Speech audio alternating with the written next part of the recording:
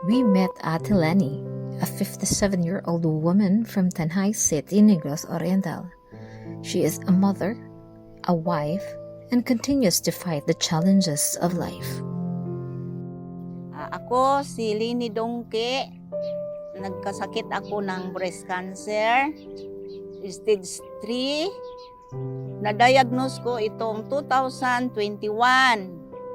Kasi hindi man ako pwede nga operahan at di man ulay mo opera sa provincial, gi-admit ko og Cebu. Karon dili na nako kaya nga moadtog Cebu kay ning buto naman pod ag sa ako ang ilok god. Ning hangyo ko sa ako ang doktor nga diha sa provincial nga diha na lang ko magpadayon og chemo kay dili na nako kaya nga moadto og Cebu.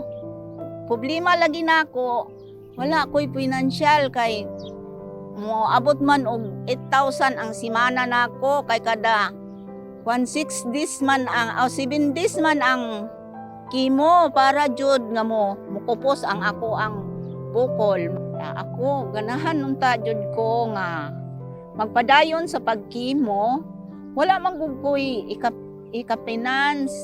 Ganahan pa ta kong madugtungan pa akong kinabuhi.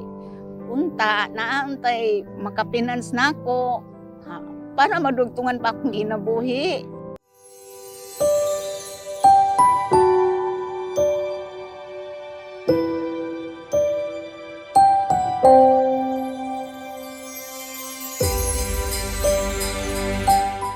Murag yun na akong kaistorya nga kanang kapobrehon gud namo kaayo, wala pa'y trabaho akong bana.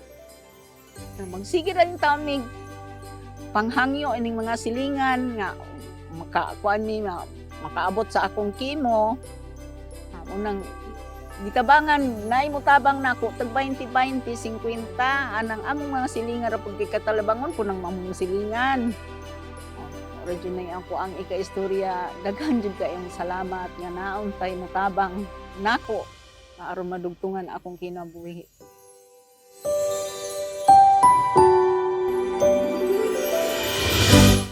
With the help of the Bingo Plus Foundation, the medicine needed by Ate Lenny for the next chemotherapy session has been purchased.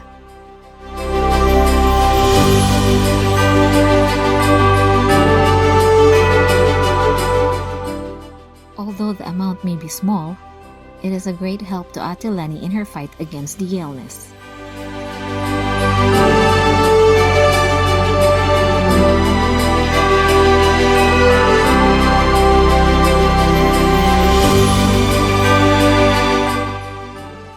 Salamat sa Bingo Plus Foundation nga ako natabangan maayong matabangan ko hantod nga maayo ko. Daghan kayong salamat sa Bingo Plus Foundation. Thanks to the Bingo Plus Foundation, it's not just one day of Christmas that is given, but a new hope every day. Their continued support brings joy and inspiration, reminding us that the spirit of giving extends beyond a single celebration, offering a lasting impact on those in need.